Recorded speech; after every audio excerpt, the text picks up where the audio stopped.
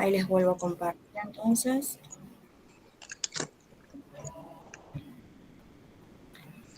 ¿Ahora? Ahora sí se ve. Genial. Buenísimo, vamos a arrancar entonces.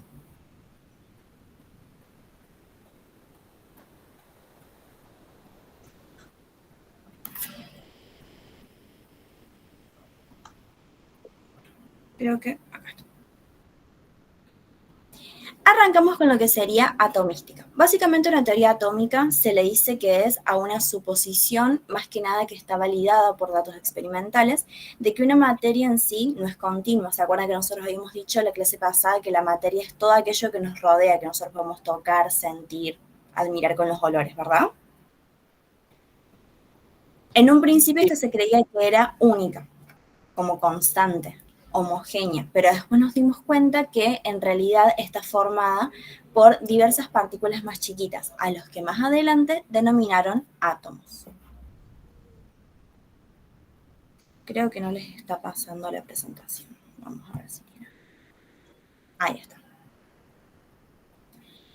Bien, acá nosotros tenemos un poquito una representación más en línea de tiempo de lo que son cada una de las teorías atómicas con las que nosotros vamos a estudiar. Primero que nada tenemos la teoría de Dalton. Él decía básicamente que el átomo era como una esfera única, indestructible, indivisible, que no tenía, que era 100% continua, o sea que a lo largo de toda su como uniformidad, toda la masa entera, tenía lo mismo, que eran átomos, pero era una esfera única. Por ende dijo que los átomos de una misma partícula, de una misma sustancia, compartían o coincidían entre átomos de esa misma sustancia. Por ejemplo, si nosotros agarramos hielo, dos experimentos de hielo, por ejemplo, tenemos el mismo átomo, pero es diferente a átomo de otra sustancia u otro elemento, como por ejemplo, no es el mismo átomo que tiene el cloro el que tiene el oxígeno. ¿Se entendió lo que postuló Dalton o fue muy rápido?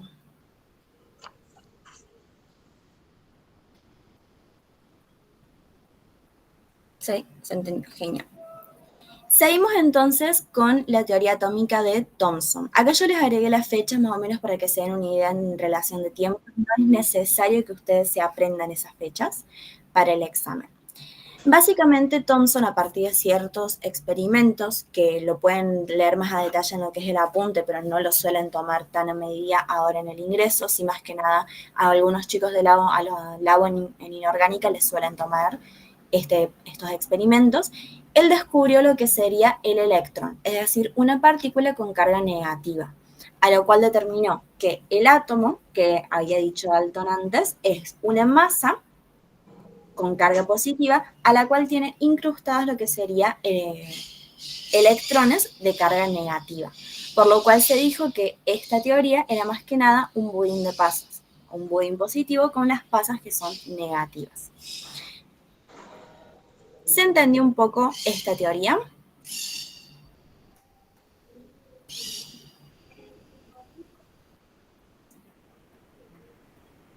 Exacto. Es como el pan dulce que nosotros comemos en Navidad. Lo mismo, no más que acá, más que nada dijo lo de la positividad y negatividad para lograr una neutralidad. Ustedes saben que el átomo en sí tiene que tener carga neutra, sino como que va a atraer o repeler más en cierto sentido. Por ende, para brindarle esa neutralidad, eh, propuso la masa positiva y después los electrones negativos, que los descubrió gracias a los experimentos realizados. Después pasamos a lo que es Rutherford. Él básicamente propuso un nuevo modelo atómico que afirmaba que los átomos más que nada estaban diferenciados en dos zonas, el núcleo adentro y la corteza alrededor.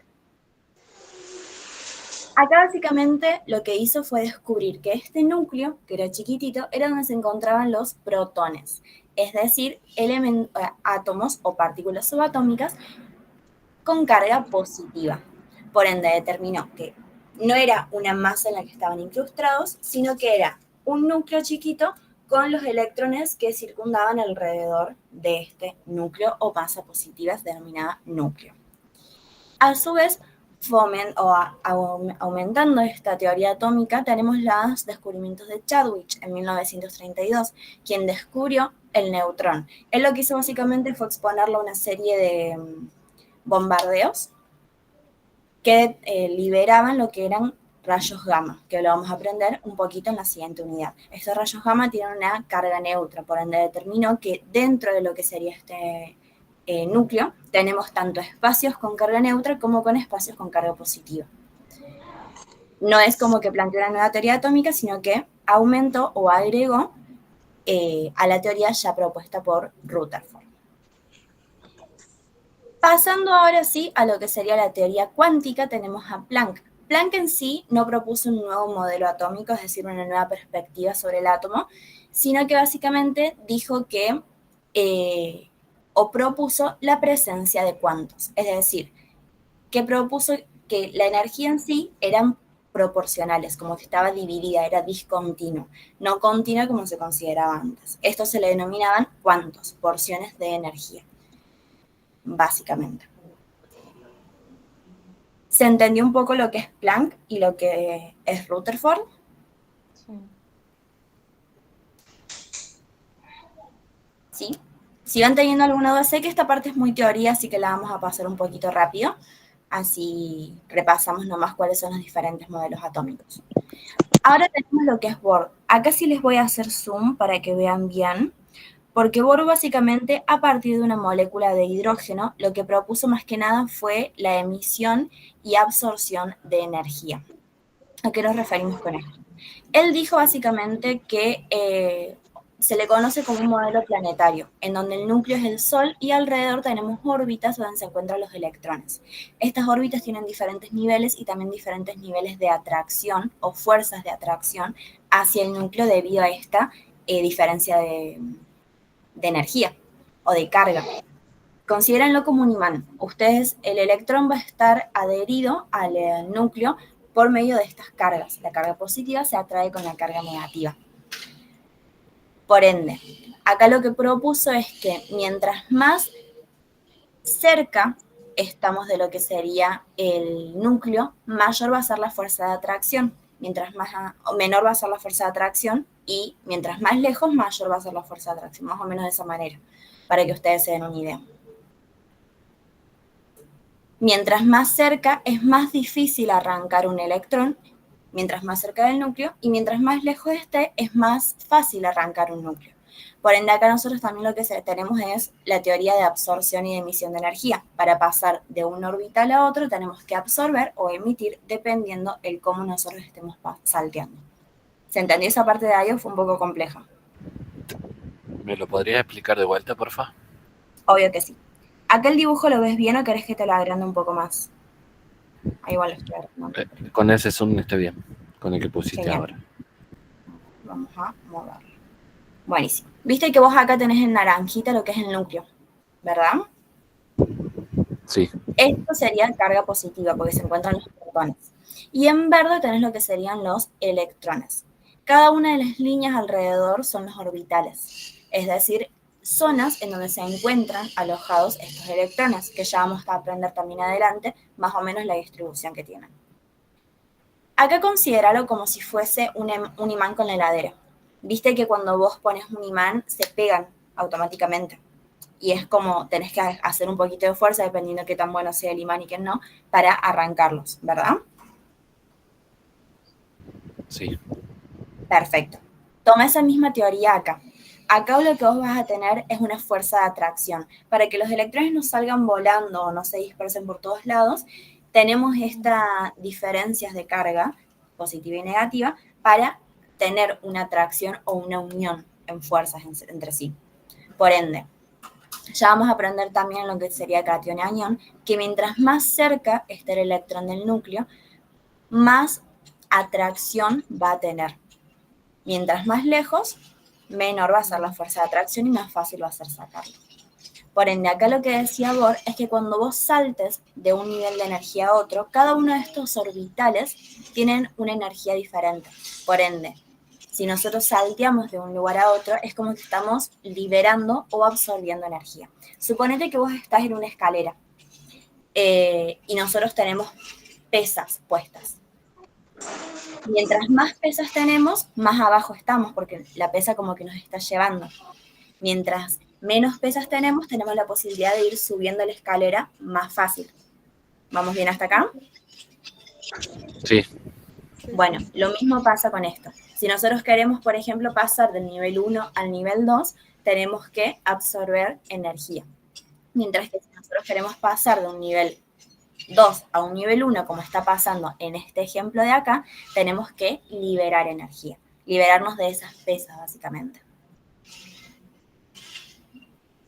¿Se entendió mejor ahí? sí, Buenísimo. perfecto. Esto es básicamente lo que propuso Bohr. Él no explicó tanto capaz una nueva distribución del electrón, sino más que nada tomó el átomo de hidrógeno, que como nosotros ya saben de la tabla periódica, tiene un protón y un electrón, si mal no recuerdo. Algo así, como que son muchos unos, así que le fue más fácil estudiar de ahí para determinar esto. Ahora sí vamos a pasar a lo que es el modelo moderno, es decir, la teoría actual que nosotros estudiamos o la percepción actual del átomo que tenemos. Acá es importante conocer a dos personas, a dos científicos. Primero tenemos a Heisenberg. Heisenberg básicamente propuso el principio de incertidumbre. Acá Bohr lo que decía es que nosotros podemos determinar la energía, ubicación y velocidad a la que está viajando un electrón, todo junto al mismo tiempo, no más por saber dónde está. Pero después, por diferentes experimentos que se hicieron con el avance de las tecnologías, Heisenberg pudo determinar que en realidad vos conoces uno de los datos, pero el otro ya cambió. Es como si nosotros queremos analizar a un pájaro que está volando. Yo le saco una foto y el pájaro se queda quieto en cierto lugar a cierta velocidad, a cierta altura, pero el pájaro sigue su trayecto. Yo nomás tengo la foto de ese momento. Por ende, hay una incertidumbre que yo necesito saber este principio que propuso Heisenberg. Yo puedo conocer uno de los datos, ya sea la posición, la velocidad o la energía que cuenta, pero los otros van a cambiar automáticamente mientras yo descubro ese. Yo le puedo sacar una foto al pájaro en este momento, pero va a seguir su trayecto, por ende, la altura va a cambiar, la velocidad en la que viaja va a cambiar, el cómo va también. Eso es lo que propuso, que nosotros no podemos conocer al mismo tiempo el lugar donde se encuentra o la velocidad a la que viaja un electrón, porque una vez que descubrimos uno, va a cambiar el otro dato. Por ende dijo que se comportan más que nada como ondas que liberan energía y que se encuentran en cierta zona. ¿Se entendió lo que propuso Heisenberg con su principio de incertidumbre? Sí. ¿Sí? Buenísimo. Por último tenemos a Schrödinger, que él sí fue el que dio una nueva teoría, un nuevo modelo. Él básicamente propuso una nube de electrones, es decir, una zona donde se encuentra más probabilidad de encontrar un electrón. Nosotros no sabemos exactamente en qué posición exacta está, pero yo sé que dentro de esta ubicación sí la puedo encontrar. Por ejemplo, yo sé que es la primera vez que estoy en Córdoba, supongamos, y sé que tengo que ir a la escuela y que la escuela de tecnología médica se encuentra en Ciudad Universitaria. No sé exactamente dónde todavía, porque es la primera vez que voy, pero sé que tengo que llegar hasta Ciudad Universitaria. Esa sería mi nube de electrones, la zona con mayor probabilidad de encontrar un electrón dentro del átomo. Esto en realidad lo hizo gracias a los números cuánticos, una serie de fórmulas que no hace falta que las estudiemos ni tampoco que las sepamos, pero sí saber que la base para nosotros conocer esta zona con mayor probabilidad es el conocer los números cuánticos que presenta cierto electrón, que no va a coincidir con los electrones de los otros niveles o de las otras posiciones. Los números cuánticos, como los vamos a ver en un ratito, nos determinan el número cuántico principal, secundario, magnético y de spin, que nos van dando diferentes datos para nosotros determinar en dónde se encuentra la configuración electrónica dentro de la tabla periódica, en qué fila o en qué columna nos encontramos. Por ende, eso es lo más importante que nos dijo Schrödinger, que nosotros tenemos un núcleo con carga positiva y alrededor tenemos órbitas en donde se encuentran diferentes nubes de electrones, es decir, zonas con mayor probabilidad de encontrar un electrón. ¿Se entendió hasta acá? ¿Alguna duda con alguno de todos los modelos atómicos que acabamos de aprender? ¿Se les fue fácil? No, bien, por lo menos. Perfecto. Sé que fueron ejemplos boludos, pero espero haberlos ayudado así a identificarlos. Bien, Con esos ejemplos aquí. nos ubicamos más rápido. Bueno, mejor. Mejor entonces. Pasamos a la siguiente diapositiva, que vamos a ver un poco en realidad la estructura actual. Ya la estuvimos aprendiendo a lo largo de todas las teorías. Y por la secundaria también nos podemos dar una idea. Nosotros tenemos lo que es un núcleo. En el núcleo se encuentran todos los protones y neutrones. Nuestro número másico, la masa que tiene el electrón. Alrededor, en diferentes órbitas, podemos encontrar lo que serían los electrones, nuestras partículas subatómicas con carga negativa. En un átomo neutro, la cantidad de protones y la cantidad de electrones coinciden. Esto es muy importante porque acuérdense que un átomo neutro es aquel como que está solito, sin hacer ninguna reacción, que ya la vamos a ver más adelante. En cambio, si nosotros perdemos electrones, tenemos más protones que electrones, más carga positiva que negativa, por lo tanto tenemos un catión. Este término también es importante, porque cationes son más dobles, es decir, ceden electrones para generar reacciones. En cambio, si nosotros tenemos más electrones que protones, significa que tenemos aniones, es decir, que ganamos electrones. Los protones es muy difícil que cambiemos la cantidad así en reacciones que no sean de radiación. Pero sí lo que podemos hacer es cambiar lo que se encuentra en la corteza. Por ejemplo, o mejor dicho, un durazno. Yo no puedo cambiar el carozo del durazno, pero sí puedo ir comiendo alrededor en lo que sería la pulpa. Por ende, puedo ganar o perder electrones, formar aniones o formar cationes. Los metales forman normalmente cationes, pierden electrones y ganan carga positiva, mientras que los no metales forman lo que serían aniones, ganan electrones, ganan carga negativa. Esta sería la estructura actual de un átomo. También lo que nosotros tenemos dentro de lo que es el átomo en sí son diferentes tipos de movimientos. El movimiento del electrón en sí es el que vamos a analizar ahora, más allá de los diferentes movimientos del átomo, que eso en realidad creo que en el apunte mucho no lo especificaban.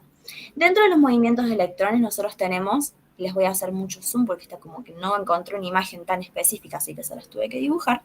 Tenemos lo que sería primero que nada la traslación, es decir, el movimiento del electrón alrededor del núcleo. Esta cosita de acá es el núcleo.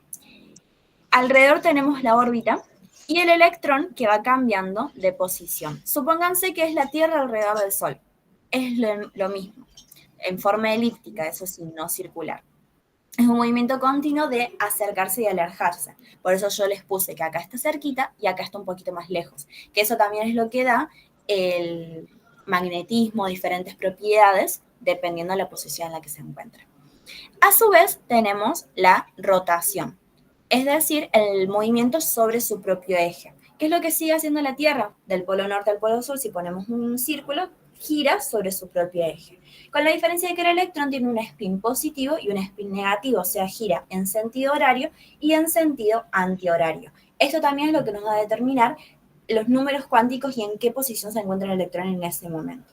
Por ende, tenemos traslación, giro del electrón alrededor del núcleo en forma elíptica, un constante alejarse y acercarse, rotación, giro sobre su propio eje, y spin, giro en dos direcciones. ¿Alguna duda hasta acá?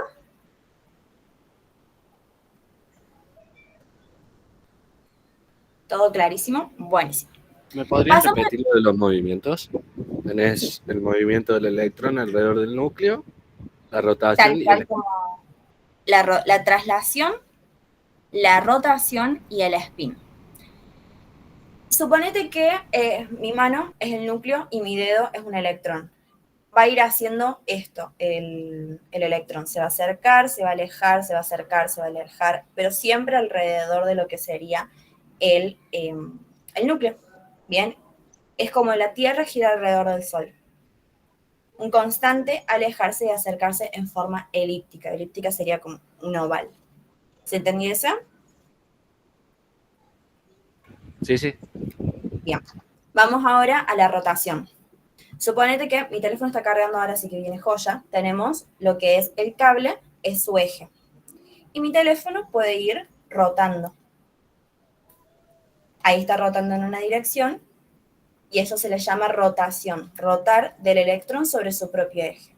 Pero también puede hacer spin. Spin significa que esta rotación puede ser tanto en sentido horario como en sentido antihorario.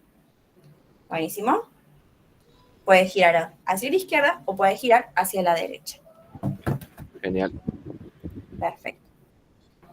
Ahora sí pasamos a lo que es configuración electrónica. Acá vamos a aprender la diferencia entre isótopo, isótono e isóbaro. Un isótopo básicamente es, o lo que vamos a aprender ahora es comparar entre diferentes elementos las diferencias y las igualdades que vamos a tener. Primero que nada tenemos isótopo. Eso para los chicos que van a estudiar bioimágenes está bueno porque más adelante en lo que es cuarto año ustedes lo van a aplicar a esto también.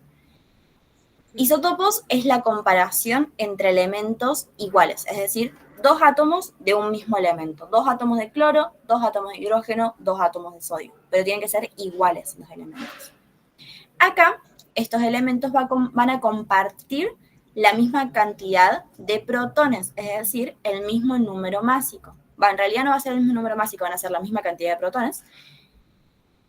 Van a diferir en el número, que sería número atómico.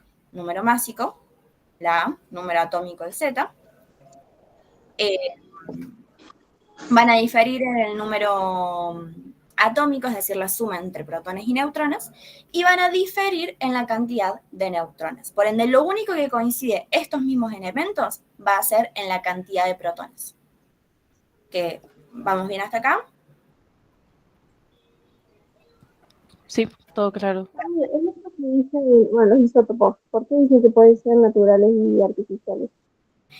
Porque hay elementos como el hidrógeno que vos en la naturaleza podés encontrar triones, por ejemplo, o no me acuerdo si se llama, cómo se llama el de 2, pero naturalmente el hidrógeno reacciona por sí solo para generar isótopos de 2 o 3 protones. Pero también los puedes vos misma, por medio de lo que sería el bombardeo de partículas subatómicas, que es lo que vamos a aprender en lo que es radiactividad, generar isótopos.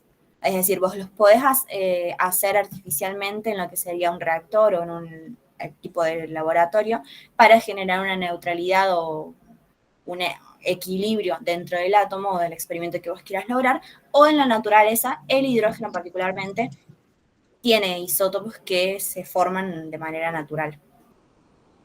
Por eso la diferencia. Buenísimo. También, ese es otro ejemplo, como dijo Gerardo. Isóbaros e isótonos son como tipos que vamos a comparar átomos diferentes, de elementos diferentes. Por ejemplo, un átomo de sodio con un átomo de cloro. En el isóbaro lo único que van a diferir o va a ser diferente es la cantidad de protones. El número másico va a ser el mismo y la cantidad de neutrones también acá por la línea. O sea que lo único que va a coincidir es el número másico. El número de protones y el número de neutrones va a ser diferente. Por ende, el número másico va a coincidir y el número atómico va a ser diferente. Mientras que los isótomos son elementos o átomos de elementos diferentes que lo único que coinciden es la cantidad de neutrones. Por ende, acá nosotros vamos a tener que hacer la diferencia entre el número másico y el número atómico para calcular la cantidad de neutrones, es decir, el A al número másico, restarle la cantidad de protones que tenemos para calcular la cantidad de neutrones, y si coinciden, ahí estamos hablando de un isótono. Elementos diferentes con misma cantidad de neutrones. ¿Se entendió esta parte de acá?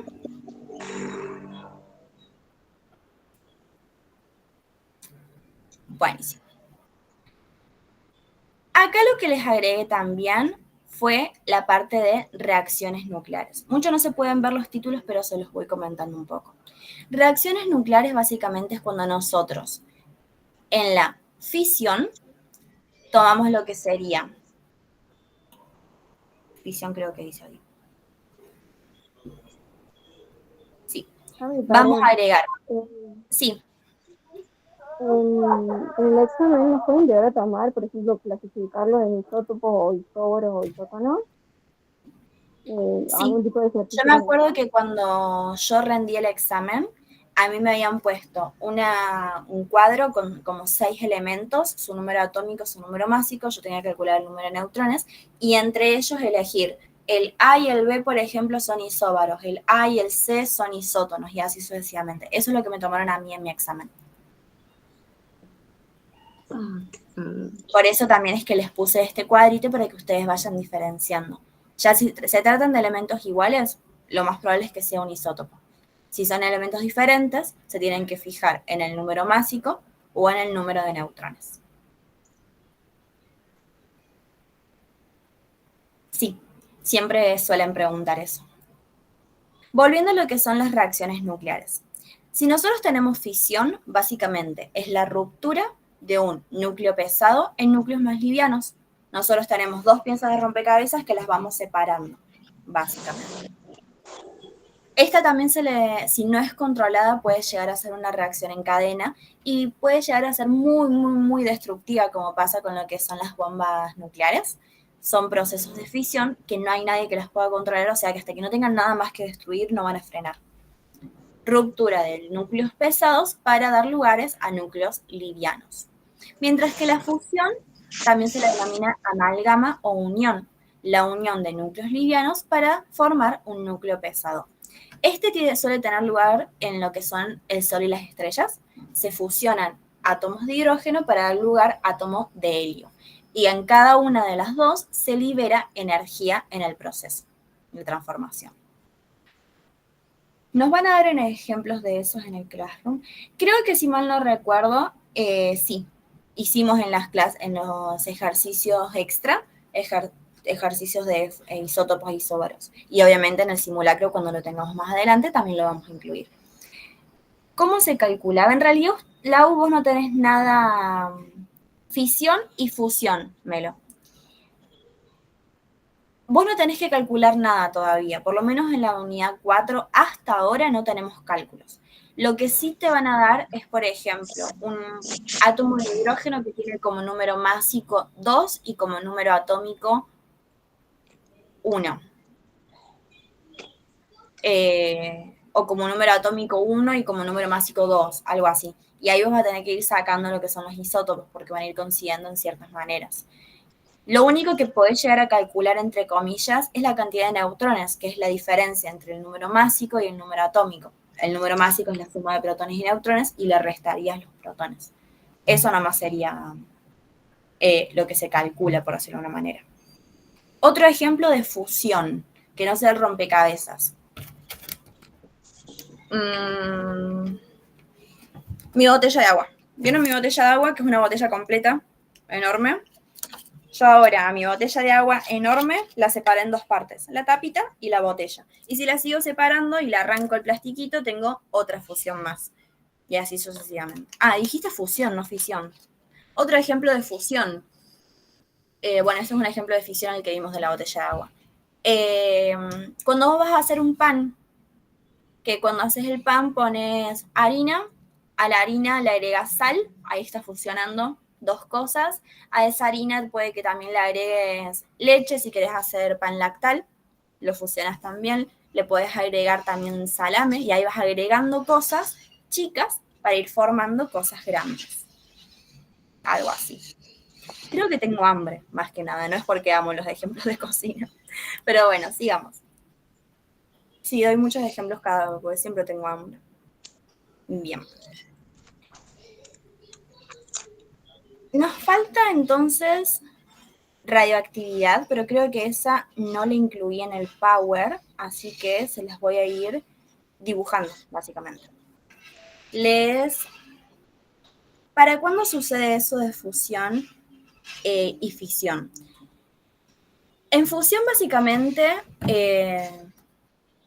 nosotros siempre en la escuela hacemos una visita a reactores nucleares. En los reactores nucleares lo que se hace es agarrar una fuente de energía, la rompen, esa fuente de energía, y le terminan dando electricidad a las zonas circundantes.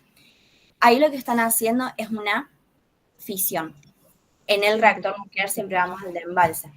Agarran, no sé muy bien los términos, pero agarran lo que sería una masa de fósiles, por decirlo de una manera, y esa masa la van separando en cosas diferentes. Algunas masas inertes las dejan para investigación, otras las dejan para desecho, otras las dejan para electricidad, otras las dejan para, no sé, hacer fusiones más chiquitas. Eso sería una de las maneras en las que los pueden usar y que ustedes como licenciados también las pueden aplicar dentro de lo que son los reactores nucleares. Y la fisión más que nada ustedes capaz no la veamos tanto dentro de la carrera en sí, capaz ahora, pero sí puede ser cuando hagan... Se me viene un ejemplo boludo que capaz ni siquiera sea fisión dentro de lo que es capaz el medio de contraste. Si alguno en algún momento va a trabajar dentro de químicos, puede que tenga esa posibilidad. O en laboratorio radiológico, ustedes también van a aprender lo que sería los químicos para revelar los chasis o las imágenes, por ende van a tener que hacer ciertas mezclas, no las van a hacer acá, sino que van a aprender la teoría, dentro de lo que es las sustancias químicas para generar el líquido revelado, generar el líquido desecado, así sucesivamente, y eso son fusiones. Les comparto pantalla del teléfono, mientras tanto, y les voy explicando lo que sería una radioactividad. En radioactividad, nosotros lo que tenemos es reacciones nucleares, como las que estamos viendo ahora. Mira, el ejemplo más claro lo tenía en la siguiente diapositiva que no era. Reacciones nucleares de descomposición espontánea. Es decir, nosotros vamos a partir de algo inestable, de un núcleo inestable, y vamos a hacer diferentes cosas en su núcleo, dependiendo de lo que queramos obtener o la estabilidad que tenemos, para estabilizar ese átomo en sí. Ahí díganme si se está viendo mi pantalla.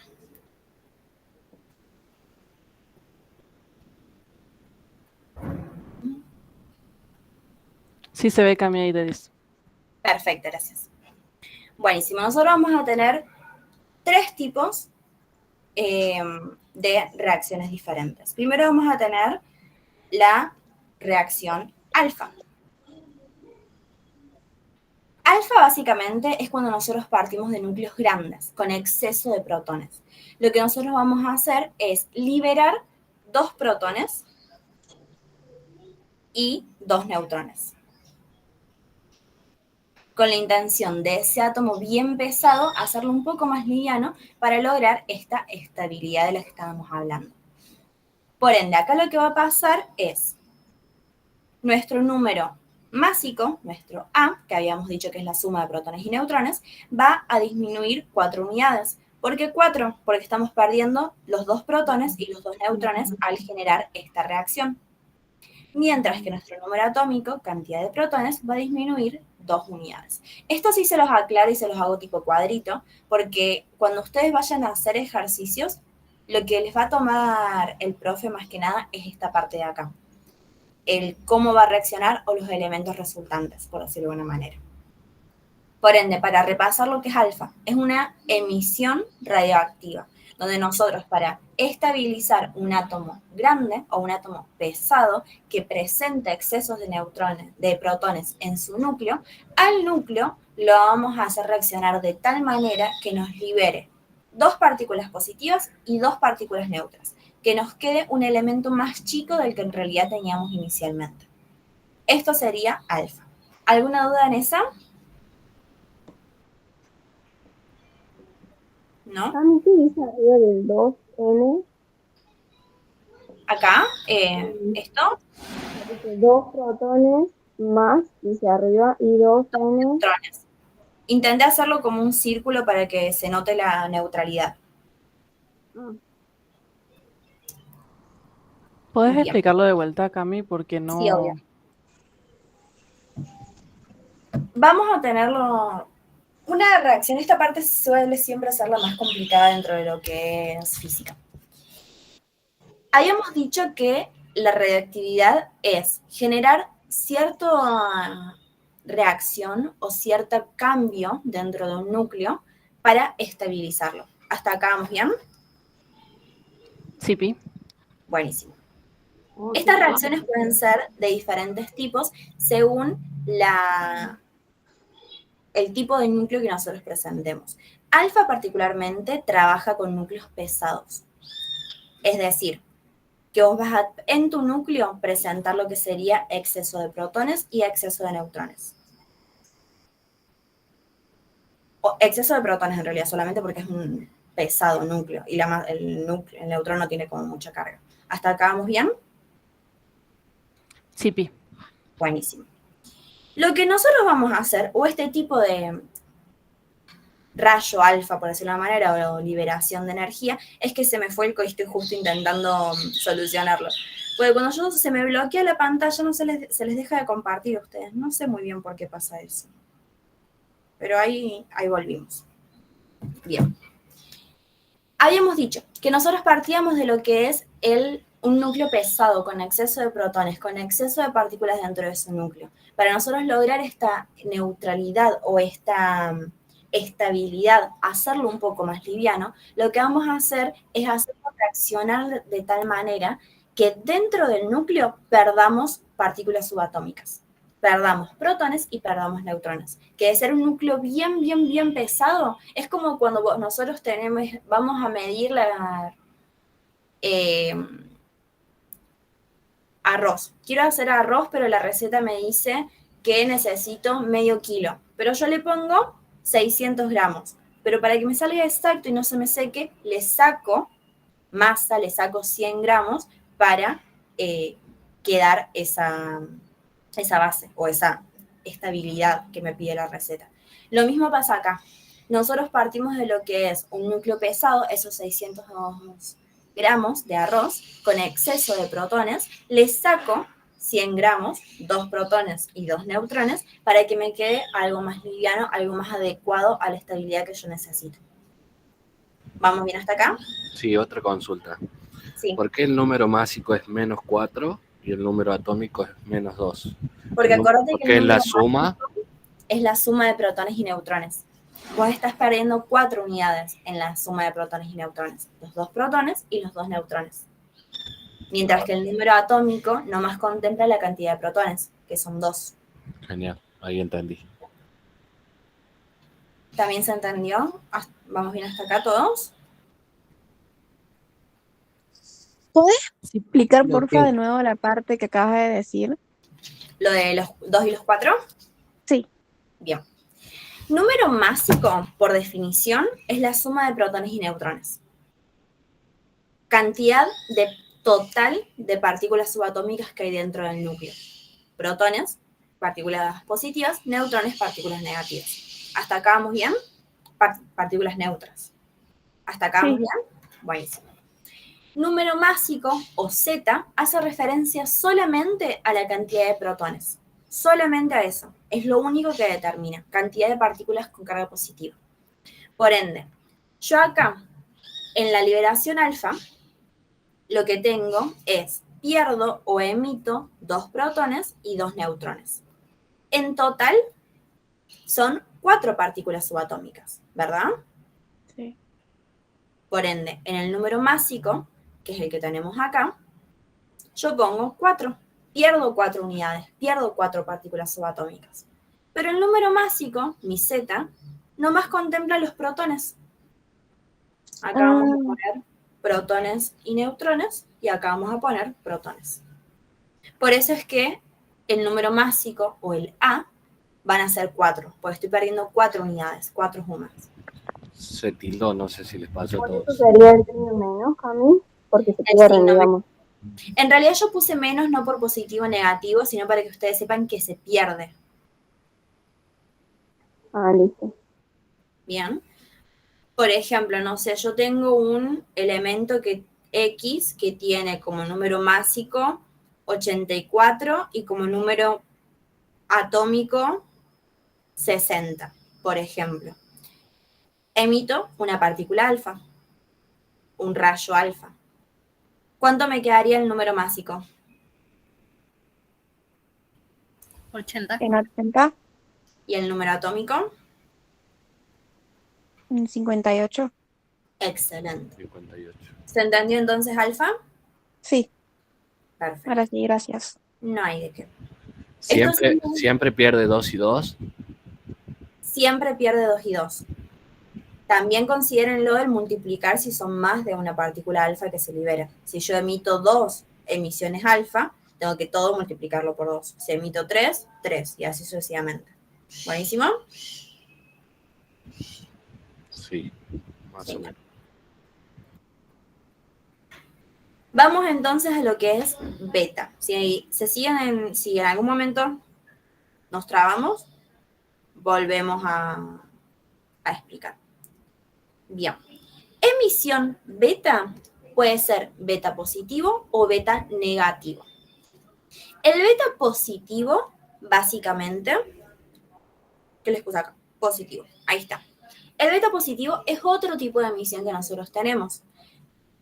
No más que en este caso, nosotros vamos a pasar, que es un poquito más complejo, vamos a pasar de perder un protón, de nuevo tenemos exceso de protones, mucho peso en el núcleo, vamos a, el protón que nosotros tenemos se va a convertir en un neutrón. ¿Se entendió esto hasta acá? ¿Puedes repetir, por favor? En el beta positivo, nosotros volvemos a tener una emisión, es decir, que liberamos algo del núcleo.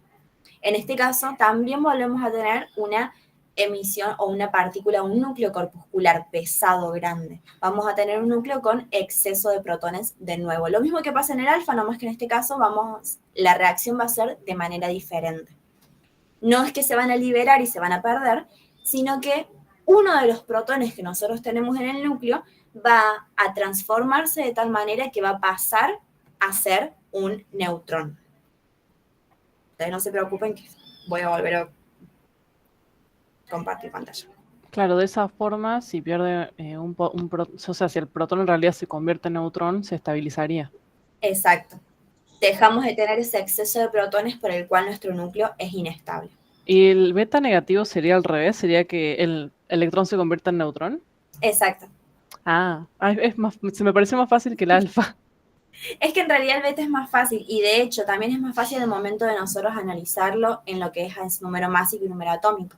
El beta positivo, el número másico va a ser igual porque el protón que perdemos se convierte en un neutrón, por ende no cambia esa cantidad. Pero como es positivo y nosotros perdemos un protón, disminuye una unidad. Por ende, si tenemos un signo positivo, perdemos un protón. El beta negativo, como tenemos un signo negativo, ganamos un protón. Como dijo recién la compañera, el neutrón que nosotros tenemos va a pasar a ser un protón y un positrón. ¿Por qué es esto? Consideren que el neutrón es una esfera con dos partes, positiva y negativa. Pero nosotros esta esfera la vamos a romper. Nos va a quedar por un lado la carga positiva y por el otro lado la carga negativa. Esto se queda dentro del núcleo, esto se libera a la corteza, el positrón. Por ende, nuestra masa permanece igual y nuestro número másico aumenta una unidad. ¿Se entendió la diferencia entre beta positivo y beta negativo? Sí, ¿podemos hacer un ejemplo de cada uno? Dale. ¿Todos entendieron beta positivo y beta negativo? El negativo, ¿me podés explicar de vuelta, por favor? Dale. En el negativo, nosotros vamos a partir del núcleo de nuevo. En el núcleo nosotros teníamos lo que son protones y los que son neutrones. En este caso no vamos a trabajar con el protón porque ya nos cansamos, ya se lo dejamos para los otros dos. Vamos a trabajar con lo que es el neutrón. El neutrón es neutro de por sí porque es la suma de dos partes. Son dos piezas del rompecabezas, es un imán, una parte positiva y una parte negativa. Esto lo vamos a romper, dejándonos la mitad positiva y la mitad negativa, separadas. ¿Hasta acá vamos bien? Sí. ¿Todos? Sí. Sí, Pi. Perfecto. Como lo positivo no puede ir a la corteza, porque recién aprendimos que en la corteza nomás hay carga negativa, este protón se queda en el núcleo. Protón. Núcleo. Y como lo negativo no puede estar en el núcleo, porque ya aprendimos también en teoría atómica que el núcleo es de carga positiva, el positrón va hacia la corteza. El protón con carga negativa. ¿Sí? Por ende, tenemos un neutrón que se rompe, hace fusión o fisión. ¿Cuál de los dos hace? Fisión. Perfecto, pues se rompe para darnos lugar a un... Bueno, ahí debería decir positrón, pero no dice positrón. Le vamos a poner posi, el agosto. Bueno, no debo decir bosto, pero bueno, ya fue. Un neutrón que se rompe en dos mitades y tenemos por un lado un protón que se queda en el núcleo, haciendo que nuestra carga o nuestra masa, número másico, permanezca igual, y ganamos un protón, porque el neutrón es reemplazado por un protón. Creo que ahí Paloma está levantando la mano, no sé si quieres prender el micrófono. ¿Los demás entendieron? Dalma, Luca. Cami, ¿qué carga hay en la corteza? Carga negativa, porque en la corteza se encuentran los electrones. En Sí, beta, sí. si sea positivo o negativo, siempre es uno solo el que se convierte, ¿no? Si es una la emisión o una la reacción, sí. En el beta positivo, Sí, cuando el protón se convierte en neutrón, es número másico, ¿no? O el número atómico. másico permanece igual, el número atómico, el Z, disminuye. Eso es lo que me faltaba. Hola Cami, ¿podemos hacer un ejemplo de cada uno, pero con elementos así más o menos me queda porque así ya me remaría? Dale. Voy a hacer ejemplos boludos y los voy a inventar. Así que no se guíen de si estos elementos existen o no, porque no sé cómo se resuelve. Bien, nosotros tenemos un elemento X que en mi A tengo 104, no, 108. Y mi Z es de 92. Y transmuta, pasa a ser un elemento Y, que mi A es de 100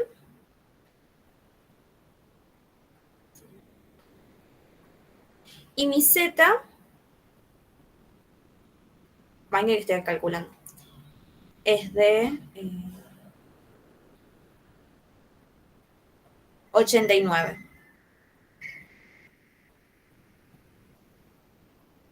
¿Qué creen que pasó acá?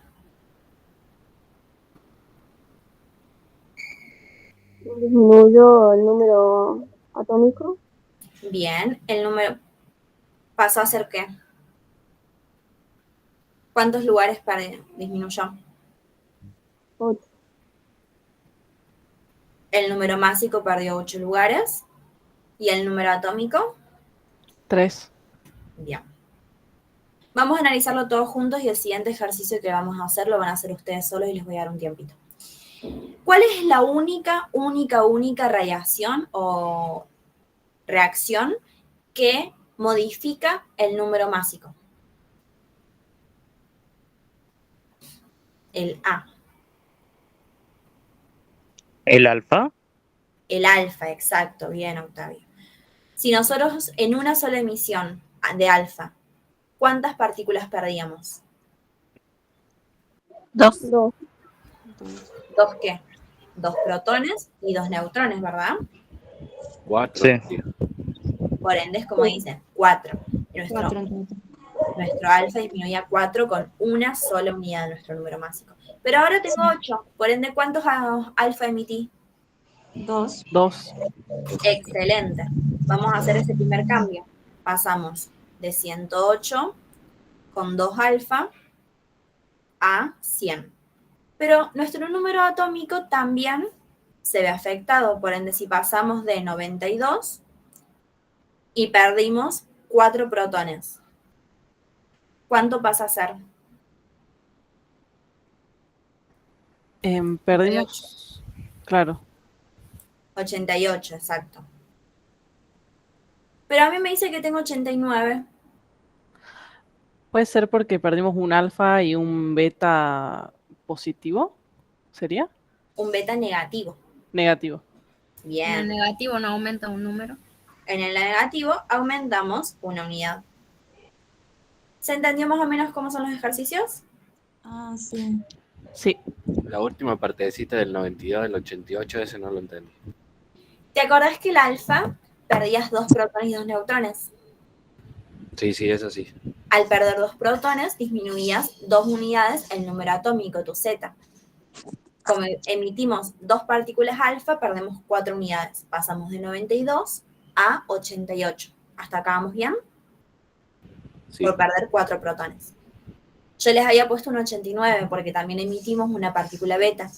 Las partículas beta negativa, el neutrón pasa a ser un protón, por ende aumentamos una unidad, y en las partículas beta positivas, el protón pasa a ser un neutrón, por ende disminuimos una unidad. Como acá aumentamos, significa que tuvimos 2 emisiones alfa y una emisión beta negativa. ¿Se entendió bien ahí? Sí, pero en el ejemplo que vos tenés en tu celu dice beta positivo. Pues porque soy boluda. Ahí está. Eso es lo que me estaba confundiendo, porque digo, si Perdón. aumento. No, está bien, disculpa. No, perdón, yo suelo guiarse por más de lo que digo que por lo que escribo a veces, que se me pifian esas cosas. ¿Hacemos otro ejemplo y lo hacen solitos? Sí, Pi. Excelente. Vamos a hacer de un X con un A de 36 y un Z de 30. Pasamos un elemento Y con un A de 32 y un Z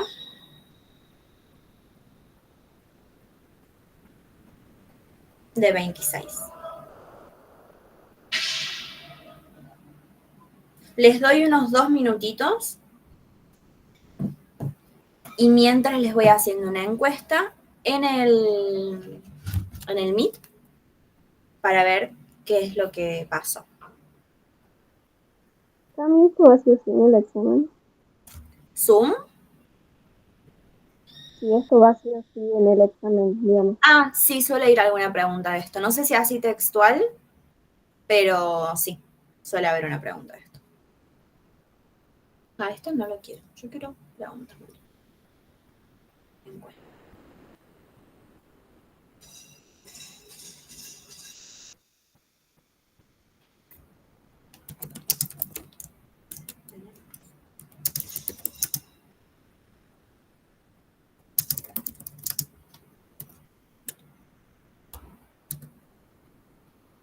Cami, ¿vos te preparaste para entrar, digamos? ¿O te preparaste sola? No, yo no me preparé con nadie. Yo lo que hice para entrar fue, iba a las clases de apoyo de los chicos. Me acuerdo que iba a las clases de química, porque en su momento yo no tuve una buena base de química en la escuela, por ende a mí lo que más me costaba era eso. Y una vez que ya pude aprenderlo a hacer lo que es las fórmulas químicas, en su momento no tomaban orgánica, me acuerdo,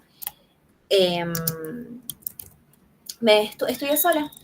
A mí me ayudaba mucho lo que era el ir a la facultad y despejar mis dudas. Literal agarraba a cualquier persona, la conozca o no la conozca, y le decía, hola, disculpa, ¿me podés resolver una duda? Y ahí me decían que pensaban o me ayudaban en eso, como que tanto el centro como los mismos profes en sí te daban esa ayuda de decir, tenés este ejercicio, bueno, lo hacemos juntos, no nos sale juntos, llamamos a otra persona y que lo hacemos juntos. Esa es creo que la facilidad que tiene nuestra escuela. Y una vez que fui agarrando la mano a eso, después me preparé sola. Me ayudó mucho también buscar muchos libros complementarios. Una de las cosas que tiene la universidad es que vos tenés la biblioteca de la facultad, que tenés un montón de autores y un montón de bibliografías, y también tiene una biblioteca digital. Por ende, iba agarrando los libros como el Chan, como el McFurry, como un montón de cosas, el Curry para biología, e iba también haciendo mis propios resúmenes o propias definiciones a partir de eso. Bien, ahí les puse una encuesta en el chat donde ustedes me tienen que decir, espero no haberle pifiado, qué es lo que pasó acá. Les doy unos 2 minutitos para que vayan votando.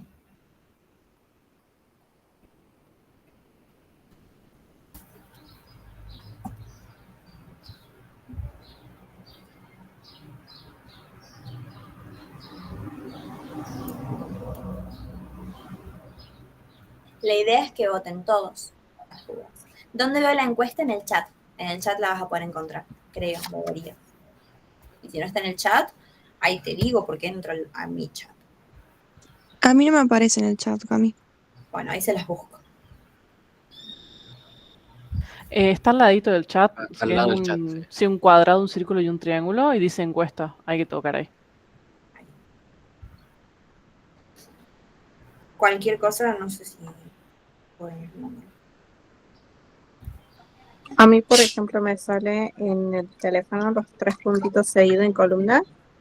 Toco ahí y va a salir la opción de actividades. Ahí sale la encuesta de la gestión de celular. Ahí les muestro cómo verla en el teléfono.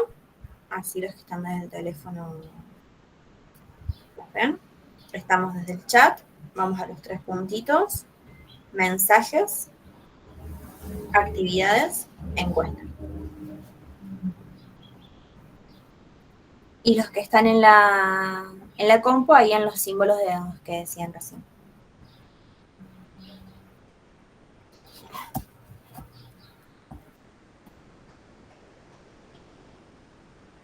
Bueno. Ahí varios fueron votando. Creo que tenemos... Muy pocos dijeron 2 alfa y 2 beta positivo. Yo Creo que quise la poner mayoría... la tercera opción y me equivoqué y puse la segunda. No pasa nada. Bien, mientras van votando, ¿quieren que vayamos analizando juntos lo que pasa en esa reacción? Partimos de lo que sería un elemento que en su número másico tenía 36. Y después de tener 36 pasó a tener 32. Por ende, ¿cuántas unidades disminuyó? El número másico. 4. ¿Cuál era la cantidad de radiaciones o el único que modificaba el número másico? Alfa. Alfa. Alfa. Una emisión alfa, ¿cuántas partículas totales perdía? 4. 4. Dos Perfecto. neutrones Y 2 protones. protones. Bueno, ya sabemos que un alfa sí o sí pasó. En cambio, el zeta, pasamos de tener 30 a tener 26. ¿Cuántas unidades perdimos? 4. Perfecto. De las cuales 2 de esas son por la alfa. ¿Qué pasó con las otras 2 que perdimos? En beta positivo. Excelente. Beta positivo. Por ende, la opción correcta sería la tercera. Un alfa y 2 beta positivo. ¿Se entendió un poco la dinámica de este tipo de ejercicios? Sí, yo estaba en duda en Sí. si era positivo o negativo, pero después va a haber ejercicios de esto en el Classroom, Cami. Sí, seguramente que sí. Con la práctica me va a salir mejor. A mí lo que me ayudó mucho, sí. ¿Ejercicios así nos pueden dar en el examen o no? Puede que les pregunte que ustedes les pongan un ejercicio, una parte inicial y les pongan alguna como transmutación, como decir, pasamos de esto a esto, ¿qué es lo que pasó? Si yo libero o emito tal tipo de reacción, ¿qué es lo que me pasa? O también puede que les tome directamente teoría. Algo que sí me ayuda a mí para diferenciar el beta positivo y el beta negativo es siempre acordarme que el signo va a pasar lo contrario. Si tengo negativo, voy a aumentar una unidad del protón. Y si tengo positivo, voy a disminuir una unidad del protón. Siempre como que pasa lo contrario a lo que dice el nombre. Capaz no es tan... Sí es importantísimo que se sepan bien cómo es el proceso, pero con tal de que sepan más que nada el cuadro que vimos recién, que es este de acá. Cami, tengo una pregunta. En el apunte salen... ¿Qué te sale? Una que dice captura electrónica y radiación gamma. O sea, Es la aparte que del vamos a alfa. ver ahora. O sea, serían como 5 en total, ¿o no? Son 5, estas 3 son las más importantes y las que vas a ver a lo largo de la carrera. Pero también tenemos lo que es gamma y captura electrónica, que las quise dejar aparte porque quería que primero aprendan bien lo que es alfa y beta. Gamma es algo complejo. Según la teoría, la partícula gamma es aquella que se libera de manera simultánea para compensar la inestabilidad electrónica que dejaron el alfa y el beta, básicamente. Por ende, según la teoría, cada vez que se emite un alfa, va acompañado de un gamma. Cada vez que se emite un beta, va acompañado de un gamma. Siempre para compensar no la inestabilidad estructural que ya están compensando el alfa y el beta, sino una inestabilidad eléctrica por la pérdida de estas partículas subatómicas. Esa sería la función de la gamma. No tiene función, no tiene carga, tiene muy poco peso, es muy similar a como si se liberara un neutrón sin generar cambios, pero de manera teórica es como compensar esta inestabilidad. La profe de física en sí lo toma como que dependiendo la situación se puede o no llevar a cabo. Es como que depende de la reacción y lo que nosotros estamos buscando es si se emite o no la gamma. Tienen esas dos teorías diferentes. Yo les recomiendo que cuando vayan a la clase escuchen qué es lo que ella le diga, así pueden más que nada ver eso. Exacto, es el que arregla todos los quilombos, todos los mambos que dejaron las otras, el gamma viene y lo soluciona. Pero bueno, la profe lo toma de manera diferente a lo que en realidad la teoría de la profe lo dice. Mientras que la captura electrónica es lo mismo que lo que sería un beta más que nada en este caso positivo, por decirlo de una manera, porque el beta lo que hace es, ante el exceso de protones, chupa un electrón de lo que sería la capa K, la primer capa de la corteza. No lo saca de algún elemento de dentro, por decirlo de una manera, como un positrón, sino que agarra un electrón de la capa K y lo combina con un protón de la capa del núcleo en exceso para generar un neutrón. Es lo mismo que el beta positivo, pero el de dónde surgen los lugares es diferente, de dónde surgen las partículas subatómicas es diferente. ¿Se entendió más o menos ahí? Sí, acá estoy viendo en el apunte que dice también que el número másico permanece invariable, o sea, es como, podemos decir que es como un rayo gamma que, está, pero no hace nada, no modifica nada, o sea, existe y fin. Exacto. Es un ente. Es una ameba y que pobrecita no. Es muy importante porque tiene tremenda funcionalidad, pero es como ahí, tranca. Lo bancamos. Lo queremos mucho. Y la captura electrónica es lo mismo que la beta positiva, los mismos cambios, las mismas variaciones, la misma transformación, pero sacando un electrón de la corteza. Por eso se llama captura electrónica K, porque sale el electrón de la capa K.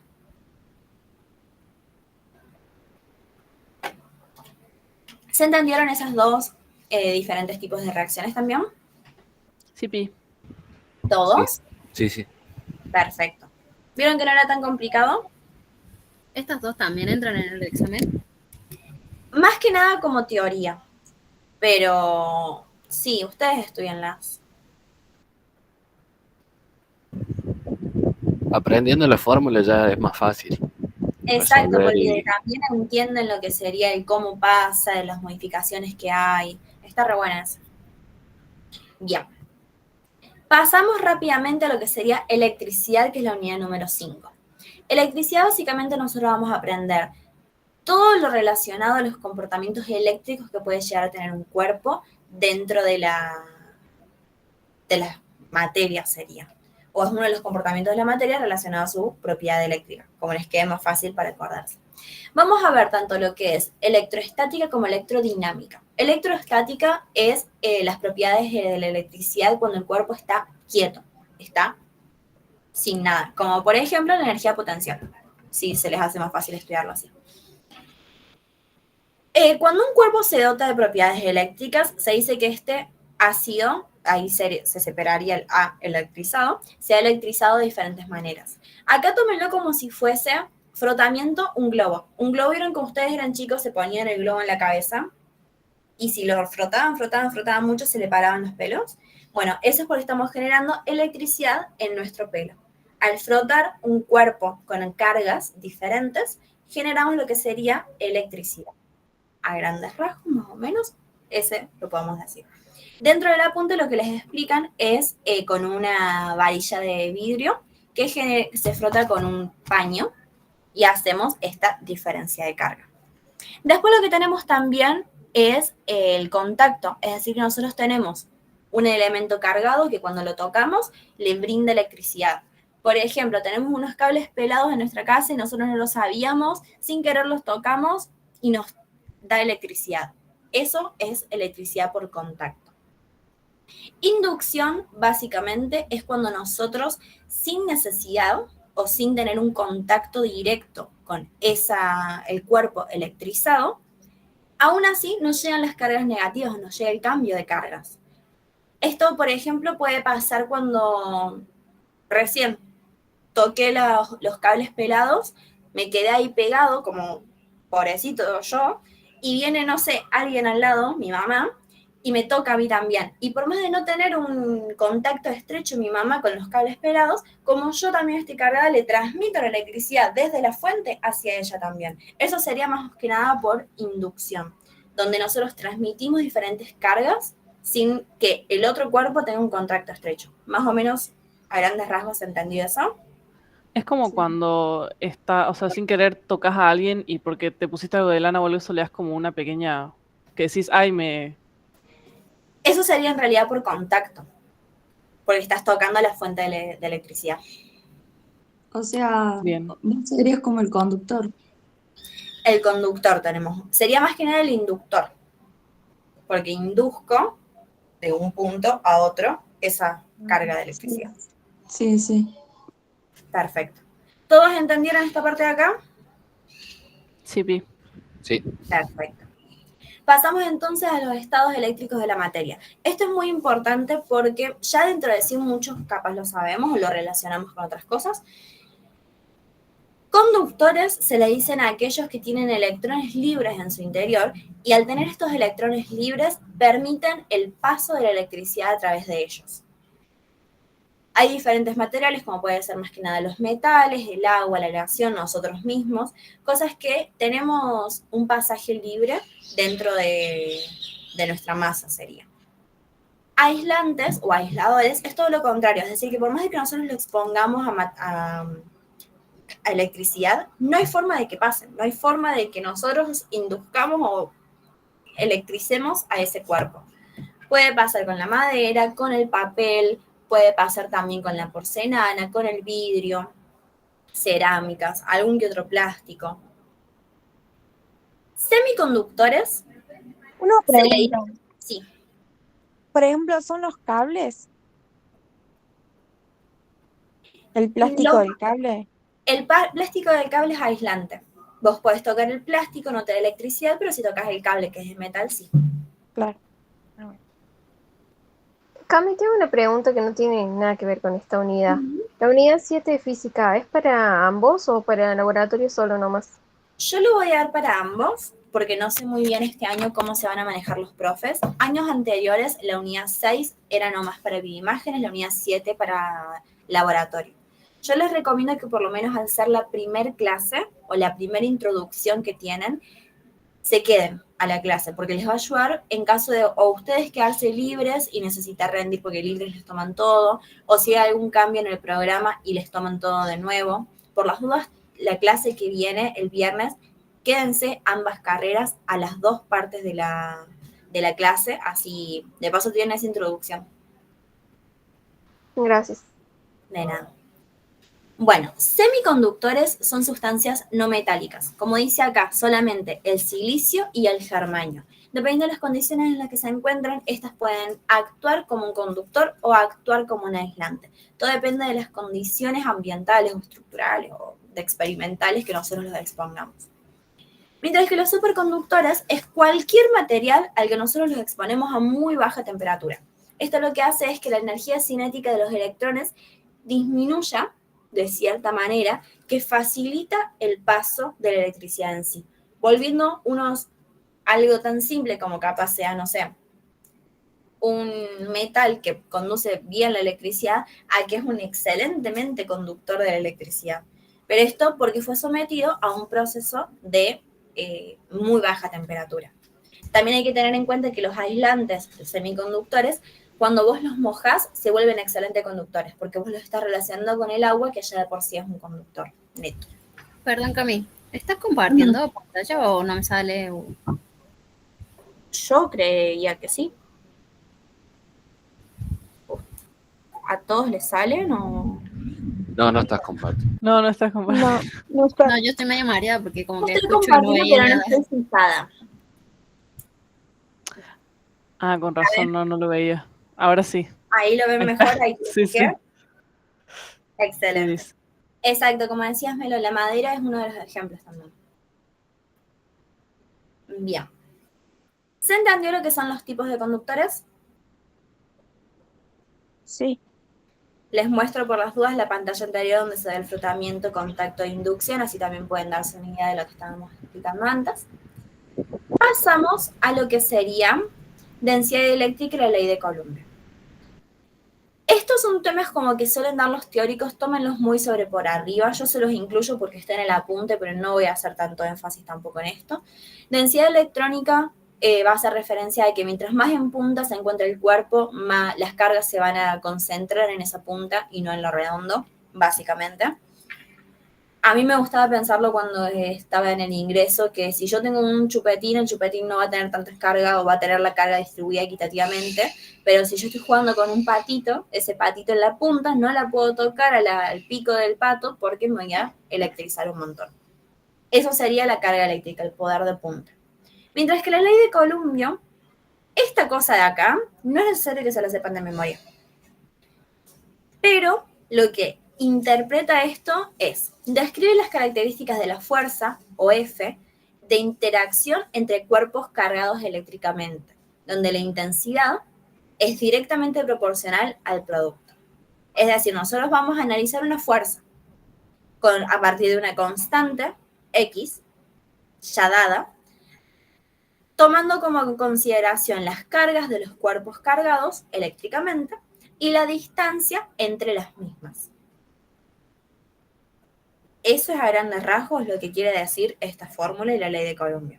¿Es necesario que se la sepan? No. ¿La mencionamos puesta en la punta? Sí, por las dudas que se los tomen a un teórico o les pregunten qué hace referencia a la ley de Coulomb. Pero teórico de esto mucho no va a haber. De igual manera, toda la explicación que les acabo de dar de qué significa cada cosita y cómo se relaciona, lo van a tener en el teórico que les voy a pasar. Hay ejercicios de eso en el examen.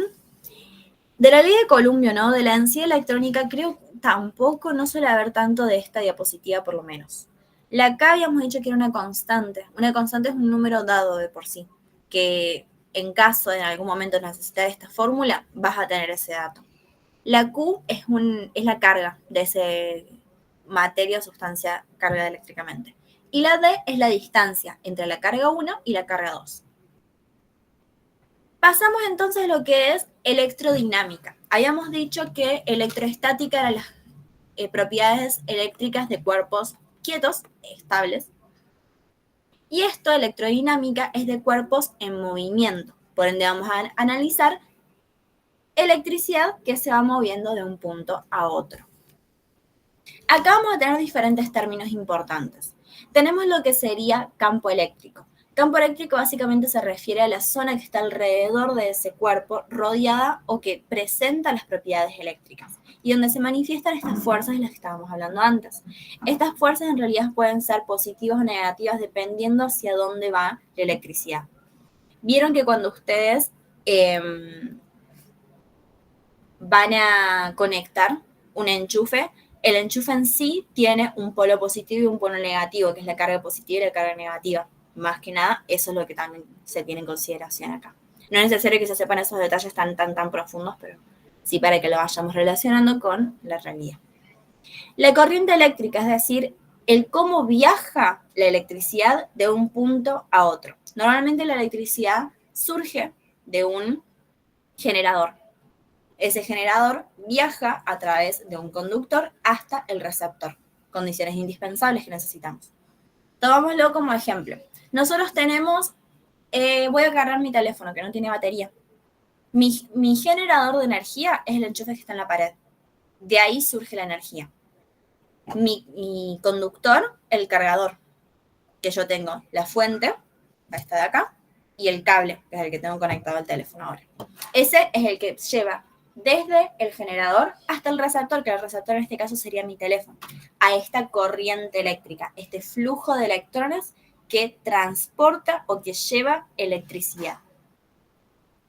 También tenemos diferentes tipos de circuitos, que es lo que acabamos de mencionar, este viaje o estas diferentes partes. Puede ser un circuito abierto, como podemos ver acá, en la imagen A, o puede ser un circuito cerrado, donde todas sus partes están conectadas entre sí.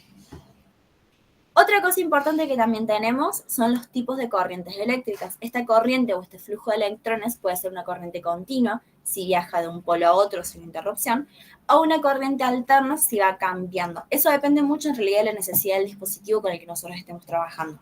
Más que nada, cuando nosotros trabajamos, por ejemplo, con un tubo de rayos, espero que no estarle flasheando y no haber interpretado mal las cosas, pero más que nada trabajan con una corriente alterna, que va variando la necesidad eléctrica dependiendo también lo que está pasando en el momento, el flujo de electricidad que venga desde la calle, más que nada eso. Esta dispositiva de acá, ¿se entendió? ¿Hay alguna duda? ¿Puedes repetir los tipos de corriente? Corriente continua y corriente alterna. Corriente continua es la que el movimiento de electrones o el flujo de electrones a lo largo de este conductor o de este circuito que nosotros estábamos hablando, siempre va en una misma dirección, siempre va a ir de punto A a punto B, no se va intercalando. Mientras que la corriente alterna es cuando a lo largo de este conductor primero puede ir en un sentido, después puede ir en otro, más que nada a los cambios cíclicos que sufren estos polos o los campos eléctricos, las necesidades propias del dispositivo. Por ende puede ir de derecha a izquierda, de izquierda a derecha, y así sucesivamente dependiendo de lo que se necesite.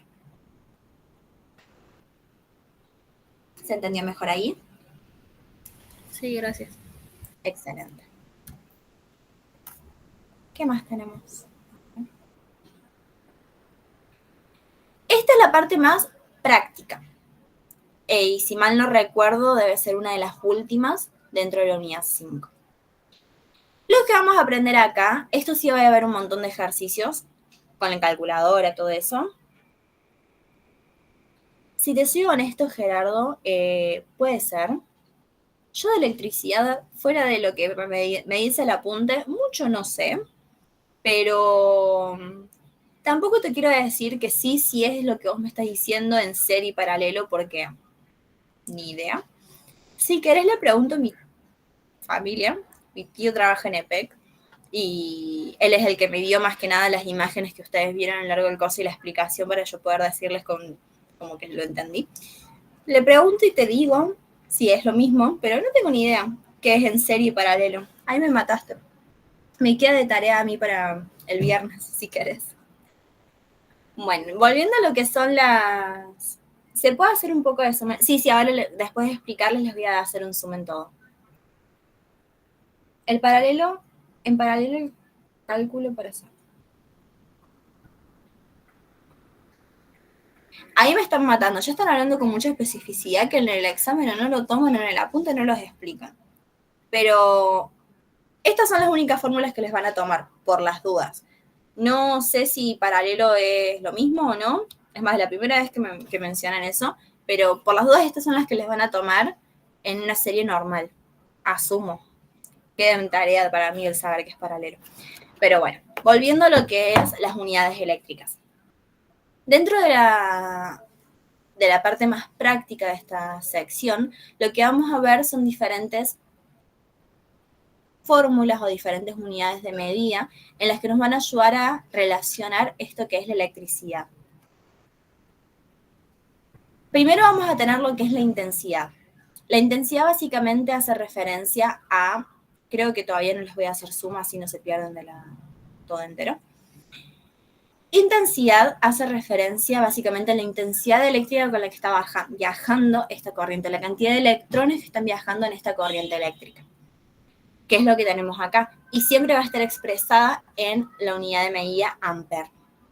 Después tenemos lo que es la diferencia de potencial, es decir, la fuerza de empuje con la que estos electrones viajan en este circuito, el cuán fuerte o el cuán, vamos a cambiarlo la manera, el cómo viajan o con qué tanta, no intensidad, sino como dirección viajan, por decirlo de una manera. La unidad con la que se mide es el voltio. Bueno, ahí también lo que les puse en el apunte fue una comparación con un circuito hidráulico, pero básicamente es el cómo nosotros tenemos de un punto al otro la diferencia en los diferentes tipos de electricidad. Yo, los chicos, ustedes saben más de electricidad y pueden definirlo mejor, la diferencia de potencial, joya.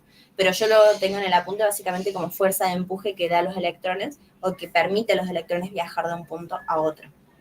Consumo básicamente... ¿Me puedes repetir intensidad, por favor? Sí. Cantidad total de electrones que viajan en este flujo o en esta corriente. Dale, gracias. De nada. Consumo o potencial, que es esta tercera opción de acá, es el trabajo que realiza esta corriente o el trabajo que realiza el aparato para que cierta cantidad de electricidad viaje de un punto al otro y se mide en watts. También puede decirse como la rapidez con la que viaja esta corriente eléctrica.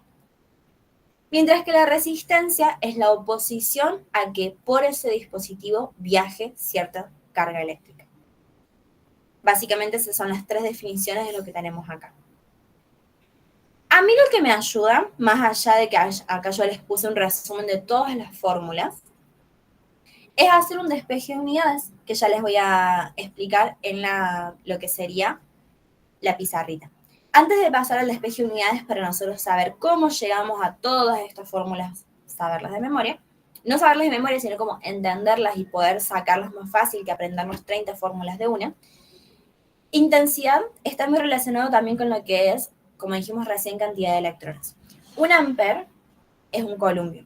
Y por un columbio viajan 6,24 por 10 a la 18 electrones. Y también podemos decir que un ampere es un columbio sobre un segundo. Esas dos cositas, esta equidad, esta igualdad. Y lo que les dije recién también de un ampere es igual a un columbio sobre un segundo, también apréndanselo. Bien, les comparto pantalla en el teléfono, así de paso les voy explicando bien cómo hacer el despeje de cada una de las unidades. ¿Se acuerdan que en la última clase yo les dije que íbamos a relacionar mucho las unidades, la primera unidad con las demás?